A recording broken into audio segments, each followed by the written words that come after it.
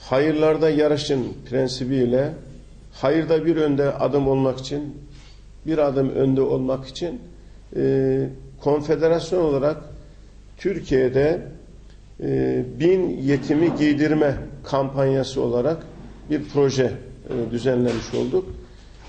Genelde 81 ilde bu yetimler paylaştırıldı. Bursa'ya 20 yetim payına düştü.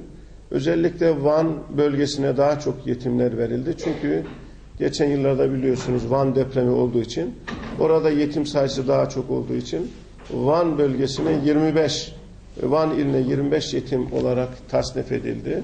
Bu bağlamda da her ile, ilin nüfusuna göre ve sosyolojik yapısına göre dağıtımlar yapıldı, paylaşımlar yapıldı ve biz bugün bu yetimlerimizi burada Türkiye çapında Elsi Vakiki giyim mağazasıyla anlaşma yapıldı.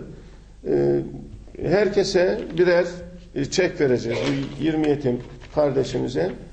Tabi aslında arzu eder ki 1000 lira, 2000 lira, 3000 liralık çek verelim ama bu Türkiye genelinde paylaşıldığı zaman tabii ki 100.000 liraya başlıyor.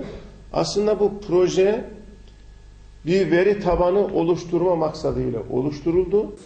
Dünyanın dört bir yanında Suriye'de, Mısır'da, Arakan'da, gideceğimiz ülkelerde birçok yerde binlerce yetim var. Sadece Suriye'de 400.000'e yakın yetim bu savaşta meydana geldi.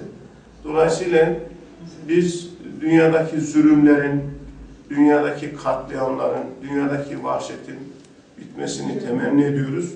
Ve bu yavrularımıza da hayırlı uzun ömürler diliyoruz inşallah. Ve şöyle takdim edeyim bu kısımları.